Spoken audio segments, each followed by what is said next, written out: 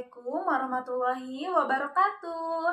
Halo anak-anak, bagaimana kabarnya di rumah? Semoga tetap sehat dan tetap semangat ya belajarnya. Alhamdulillah berjumpa kembali bersama Bu Eli di pelajaran PAI. Nah, di video kali ini kita akan belajar materi bab 7 tentang memahami perilaku kasih sayang terhadap sesama. Tetapi sebelum kita belajar, kita berdoa terlebih dahulu ya. Oke, get ready. Sikap berdoa.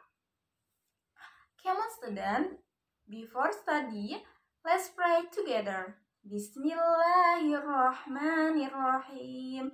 Raditu billahi robba, wabil islami dina, wabi muhammadin nabiyya wa rasula.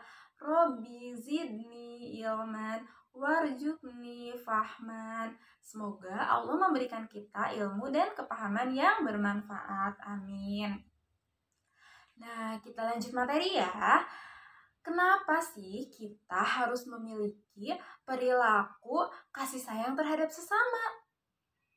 Karena kita adalah manusia. Lalu kenapa kalau kita manusia? Nah, manusia itu disebut dengan makhluk sosial, yang mana artinya bahwa manusia itu tidak dapat hidup sendirian. Oleh karena itu, manusia diperintahkan oleh Allah Subhanahu wa Ta'ala untuk saling menyayangi. Bentuk kasih sayang sesama manusia itu dapat kita lihat dari sikap saling tolong-menolong dan juga saling menghormati serta saling menghargai antar sesama. Jika ada teman kita yang memiliki kesulitan atau ada teman kita atau saudara kita yang terkena musibah, maka kita harus menolongnya dengan cara membantu meringankan beban saudara kita, teman kita yang terkena musibah. Nah, jika kita sering berbuat baik terhadap orang lain, maka kita akan dibalas oleh Allah Subhanahu wa Ta'ala dengan kasih sayang yang luar biasa. Sebagaimana firman Allah di dalam Quran surat Al-Fatihah ayat 3 yang berbunyi, Bismillahirrahmanirrahim. Ar-Rahmanirrahim. Artinya Allah Maha Pengasih, Maha Penyayang. Sebagaimana terdapat di dalam hadis juga bahwa Rasulullah Shallallahu Alaihi Wasallam bersabda, siapa yang tidak menyayangi maka tidak akan disayangi. Hadis riwayat Bukhari dan Muslim. Allah Subhanahu wa Ta'ala menunjukkan rasa kasih sayangnya terhadap kita dengan berbagai cara, seperti menganugerahkan kenikmatan kepada kita selama kita hidup. Contohnya, kita dapat menghirup udara yang segar setiap hari dengan gratis, tidak harus berbayar. Kemudian, kita juga dapat menikmati air yang bersih, air yang sehat, yang tidak ada habisnya, sehingga kita dapat mandi, kita dapat minum, kita dapat mencuci baju, mencuci piring. Nah, itu merupakan anugerah dari Allah Subhanahu wa Ta'ala. Selain itu juga, Allah memberikan atau menganugerahkan kita semua pepohonan yang rindang sehingga udaranya menjadi semakin sejuk, kemudian berbagai macam tumbuhan, berbagai macam sayur-sayuran, bahkan berbagai macam hewan, sehingga dapat kita nikmati, dapat kita lihat, dan dapat kita rasakan kehadirannya. Nah, itu merupakan sebagian kecil nikmat Allah dari sekian banyak nikmat Allah yang Allah anugerahkan kepada kita.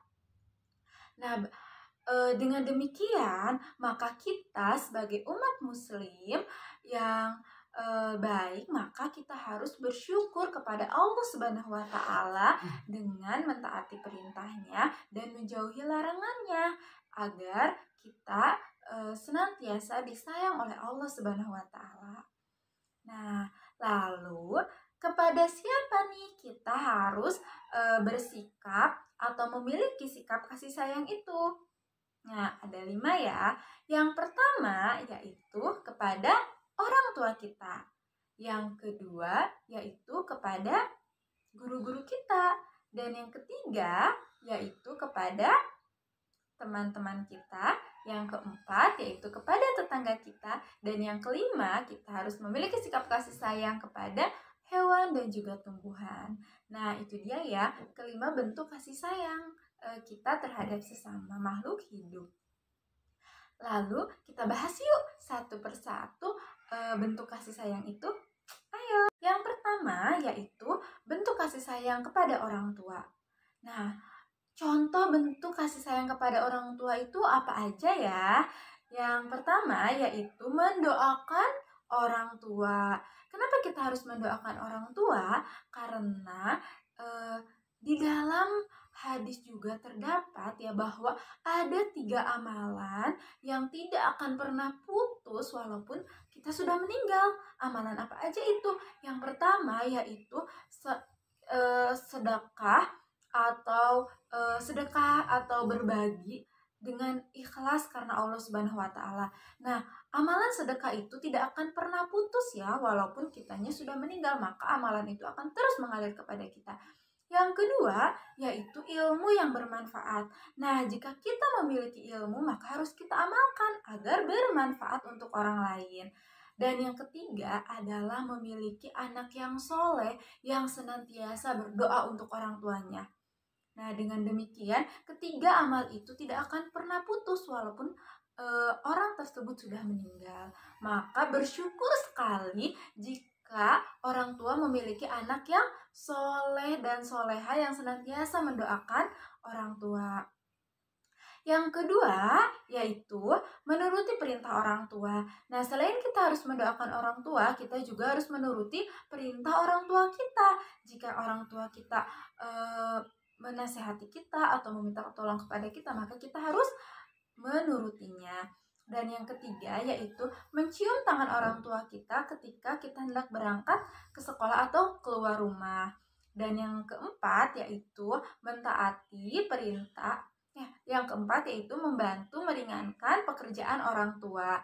Nah, hal kecilnya yaitu seperti kita membereskan tempat tidur kita atau mencuci piring yang sudah kita gunakan. Nah, itu dapat meringankan pekerjaan orang tua kita di rumah ya. Nah, itu dia. Kemudian, yang kedua yaitu kasih sayang kepada guru. Apa aja ya contohnya kasih sayang kepada guru itu? Nah, contohnya yaitu bisa dengan menuruti perintahnya. Jika guru memerintahkan kita sesuatu atau menasihati kita, maka kita harus menurutinya. Kemudian yaitu mengucapkan salam ketika kita bertemu. Nah, ketika kita bertemu dengan guru, maka kita harus mengucapkan salam. Kemudian yang ketiga yaitu memperhatikan pelajaran yang sedang disampaikan oleh guru ya. Dan yang keempat yaitu mencium tangannya dengan membungkukkan sedikit badan. Ketika kita bertemu dengan guru, kita mengucapkan salam dan juga mencium tangannya. Nah, itu ya bentuk kasih sayang atau bentuk kasih sayang dan hormat kita kepada guru. Yang ketiga yaitu bentuk kasih sayang kepada teman. Nah, anak-anak di rumah semuanya pasti punya teman, benar nggak?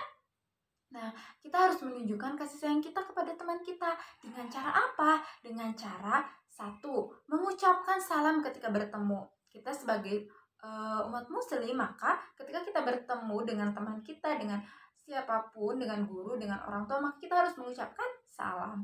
Kemudian yang kedua, menjenguk teman ketika teman kita sakit. Ya, ketika kita dapat kabar nih bahwa teman kita sakit, maka kita harus menjenguknya. Dan yang ketiga yaitu menolong teman yang sedang kesulitan. Ketika ada teman kita yang sedang kesulitan, kita nggak boleh membiarkannya, tetapi sebagai umat muslim yang baik, maka kita harus menolongnya dengan cara membantu meringankan bebannya. Nah, itu dia ya bentuk kasih sayang kita kepada teman. Selanjutnya yaitu bentuk kasih sayang kita kepada tetangga. Nah, teman-teman di rumah, adik-adik di rumah pasti punya tetangga, benar nggak? Nggak ada kan yang rumahnya sendiri aja nggak punya tetangga. Pasti punya tetangga. Tetangga samping rumah, tetangga depan rumah, atau tetangga di belakang rumah. Nah, itu adalah tetangga kita. Maka kita harus menunjukkan atau memiliki perilaku kasih sayang. Nah, Bentuknya atau contohnya seperti apa? Nah, seperti yang pertama yaitu menengoknya apabila sakit. Sama halnya dengan teman atau tetangga juga ketika sakit maka kita harus menengoknya. Kemudian yang kedua yaitu saling menyapa apabila bertemu. Nah, ketika kita bertemu dengan tetangga kita di jalan atau di depan rumah maka kita menyapanya. Yang ketiga yaitu ketika ada tetangga kita yang meninggalkan kita, meninggal dunia, maka kita harus melayatnya. Nah, itu bentuk kasih sayang kita kepada tetangga. Kemudian yang keempat yaitu memenuhi undangan apabila ada mengadakan acara. Nah, jika tetangga kita ada acara dan tetangga kita mengundang kita, maka kita harus datang ya. Itu sebagai bentuk kasih sayang kita kepada tetangga. Dan yang kelima yaitu tidak melakukan kegiatan yang dapat mengganggu kenyamanan tetangga. Misalnya, membunyikan radio yang sangat kencang atau menyalakan motor dengan sangat kencang sehingga tetangga kita merasa terganggu dengan apa yang kita lakukan. Itu tidak boleh ya. Nah, itu dia kelima bentuk kasih sayang kita kepada tetangga. Dan yang terakhir yaitu bentuk kasih sayang kita kepada hewan dan tumbuhan. Nah, apa aja nih bentuk kasih sayang kita kepada hewan dan tumbuhan?